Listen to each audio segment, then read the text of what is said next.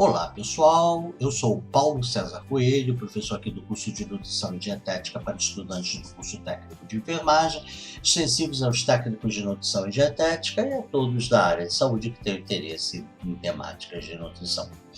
Hoje nós vamos dar continuidade aos nossos macronutrientes com a aula de lipídios e vamos fechar os aspectos fisiológicos. Nós já discutimos na primeira parte dos aspectos fisiológicos a parte de digestão e absorção. A segunda parte dos aspectos fisiológicos nós vimos a lipoproteína e o transporte aí de lipídios pelo organismo.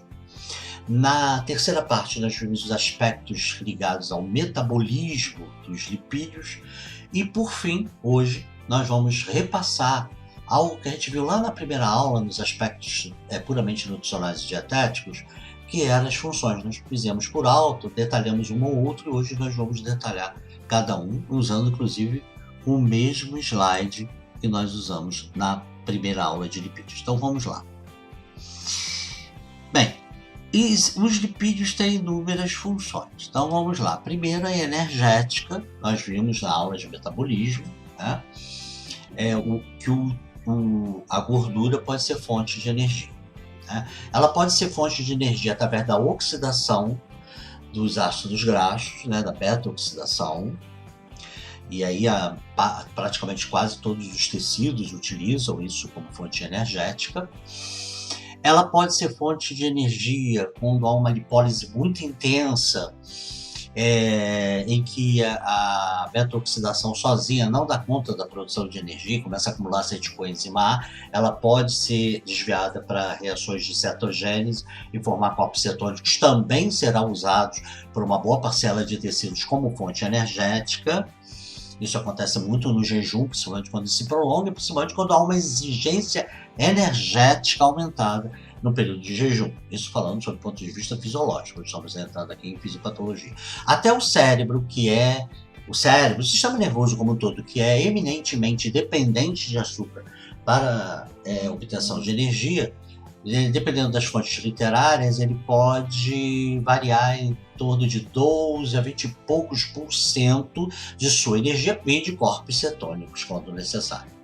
E também ele pode se transformar pela gliconeogênese, o glicerol, se transformar em glicogênio, e uma vez quebrado vai liberar açúcar, que vai ser utilizado também como fonte energética. Então, seriam essas as funções dele como energia, né? Inclusive produz 9 quilocalorias por queimade, né? Muito mais interessante sob o ponto de vista calórico do que os carboidratos, é muito mais ainda do que os aminoácidos, né? Há entre o que gasta e o que produz, há uma sobra de calorias aí interessante. Bem, no músculo esquelético, ele é praticamente a única fonte de energia quando o músculo está em repouso. E como ele também se pode se transformar em glicogênio, também indiretamente, quando o músculo está em atividade, quando o glicogênio, caso ele se transforme em glicogênio, o glicogênio vai, quando quebrado da açúcar, e também indiretamente no músculo em atividade física. Mas ele diretamente, pela beta-oxidação, seria quando o músculo está em repouso. Da mesma maneira que ele se converte em glicogênio, o glicogênio também, que é formado por açúcar ou por outras fontes, e continuadamente for formado e não for usado, ou a produção for maior do que o gasto dele, e ele acumular em 8 horas, ele pode se transformar em lipídio e aí ser desviado por lipoproteínas para o tecido adiposo. Então pode ter essa interconversão também. Agora, estrutural. Além de várias estruturas do organismo ter na sua composição de gordura, ele é importante aí na membrana celulares, não só das organelas quanto citoplasmáticas, né? Tendo várias funções aí, inclusive no caso do colesterol, resistência elétrica e hídrica, lipossolubilidade, seletividade da membrana. Então ele faz parte de estruturas de membrana e de outras estruturas orgânicas, né? Como os fosfolipídios também fazem parte também da membrana, do esqueleto da membrana celular. Ele também sustenta órgãos e nervos, então eles estão em volta de órgãos e nervos, não só para mantê-los aquecidos, como também para mantê-los dentro da posição anatômica do qual eles existem, né? Tanto que o emagrecimento rápido e severíssimo pode fazer, por exemplo, pitoses, que é a queda de alguns órgãos, como a pitose renal. É claro que isso é um emagrecimento muito severo e rápido, né? Porque eles têm essa função em volta dos órgãos de sustentá-lo e aquecer. Também são isolamento térmico. Ele, no tecido celular subcutâneo, ele impede a perda de calor, dificulta a perda de calor. Isso faz com que as pessoas que têm um panículo adiposo, ou seja, um tecido celular subcutâneo com maior espessura de gordura, seja mais resistente a resfriamentos quando em ambiente frio, né? É claro que tudo tem um limite. Então, quando você pega um desnutrido, um eutrófico e um obeso, com as mesmas características metabólicas, né?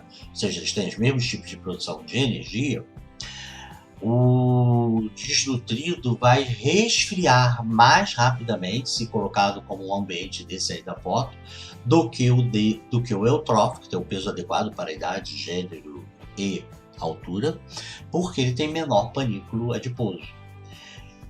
Então ele vai ter gastos maiores para se manter aquecido. Já o eutrófico, ele perde para o obeso. Quanto mais obeso, mais resistente ao resfriamento por temperaturas exteriores mais baixas. Mais uma vez, isso tem um limite. E aí ele vai gastar menos para se manter aquecido. Tá? Então tem essa finalidade de isolamento térmico. Favorece o processo de digestão, né? Porque a gente viu que eles liberam enterogastrina, né, secretina, pancreosemina, colicistoquinina, que vão atuar aumentando as secreções digestivas enzimáticas, não só para a digestão dos lipídios, como da proteína, também digestão pancreática, né? Então ele favorece com isso, às vezes dá um retardo do esvaziamento gástrico para favorecer uma maior digestibilidade no estômago e chegar no intestino com maior facilidade de digestão lá, estimula a liberação de bile. Então, através dos hormônios gastrointestinais, secretina e colicistoquinina, pancreosemina, colicistoquinina, ele acaba influenciando na digestão dele mesmo e dos protídeos. Bem, a outra atua na absorção das vitaminas lipossolúveis e fitoquímicos. As vitaminas lipossolúveis, né, A, D, E e K, elas são substâncias também lipídicas,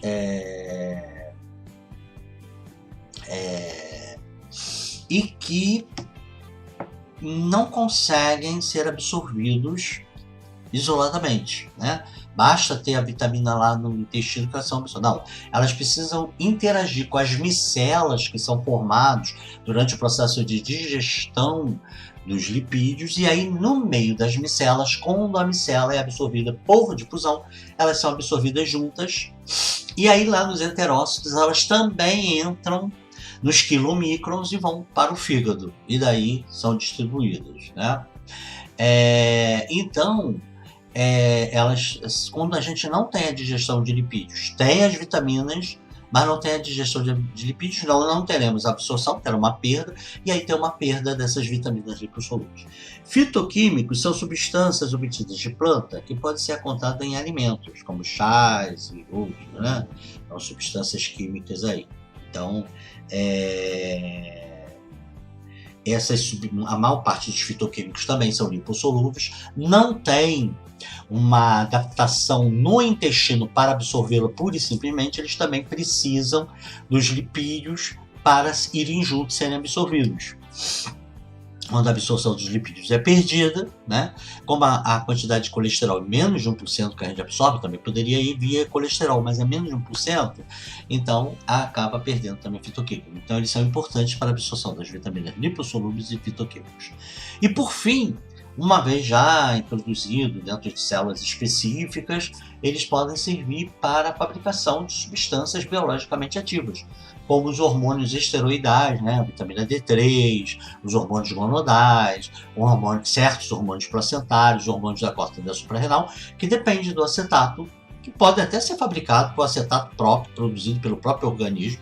O próprio organismo humano pode produzir o colesterol, mas que na sua grande maioria é tirado do colesterol da dieta, assim como também temos ácido graxo que produzem prostaglandina, prostaciclina, leucotrienos. Então nós temos não só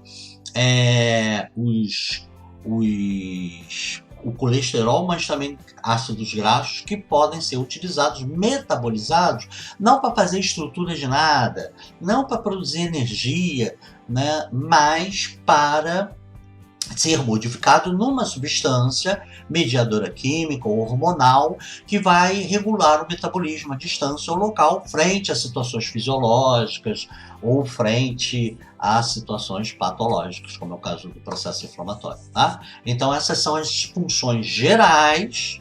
Pode ter um ou outro lipídio que tem uma função muito específica, mas essas são as funções gerais dos lipídios. Né? Beleza, pessoal? Bem, encerramos aqui a parte da fisiologia dos lipídios. Mas os macronutrientes, lipídios, ainda tem uma outra parte. A parte dos distúrbios metabólicos, nutricionais relacionados pelo excesso de lipídios em algumas situações. Vários que a gente já mencionou e que a gente agora vai fazer uma videoaula só sobre eles. Então, até lá!